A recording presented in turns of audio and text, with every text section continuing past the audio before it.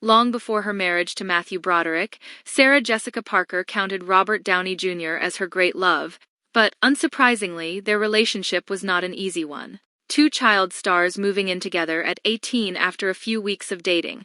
What could possibly go wrong? Let's find out. How it began. Both just 18, they're now 59, with birthdays 10 days apart. Parker and Downey Jr. met on the set of teen movie Firstborn way back in 1984. Acting since childhood and well-known faces on the Brat Pack scene of the era, things got serious fast. They moved in together in Los Angeles after just a few weeks of dating. How long it lasted. Parker was basically a saint. She stayed with Downey Jr. through his well-documented substance abuse issues for 7 whole years.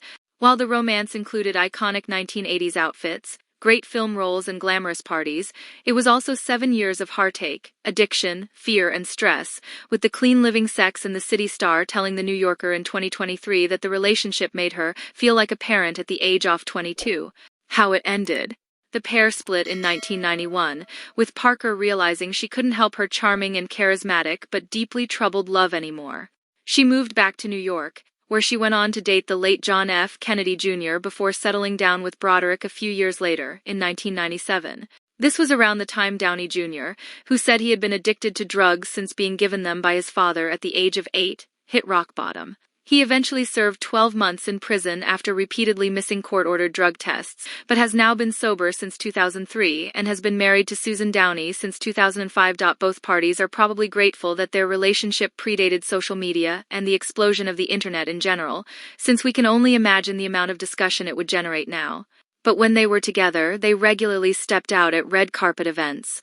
Many years on from their split, and with Downey Jr. now maintaining a life of sobriety and enjoying major critical and commercial success in movies like Iron Man and Oppenheimer, she has spoken about their relationship in a number of interviews, and it's clear it was a hugely challenging time for them both. As recently as 2023, Parker opened up to The New Yorker about the couple's era-defining but doomed relationship.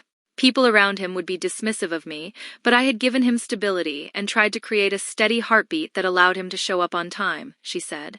That made me angry and embarrassed me. In 2020, she told people that she thought the relationship had actually influenced her own parenting. She and Broderick share twin daughters Tabitha and Loretta and son James.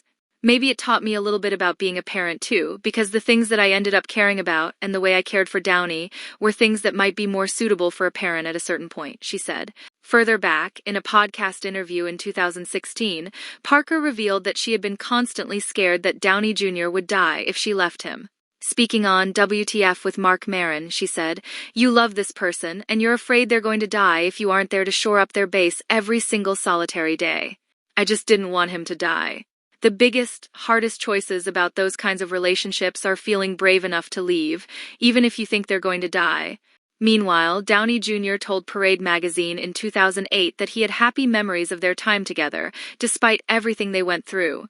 "I like to drink, and I had a drug problem, and that didn't jibe with Sarah Jessica because it is the furthest thing from what she is," he said. "She provided me a home and understanding. She tried to help me. She was so miffed when I didn't get my act together. Private stuff aside, we were able to spend some time together, and it was really cool. I was in love with Sarah Jessica, and love clearly was not enough.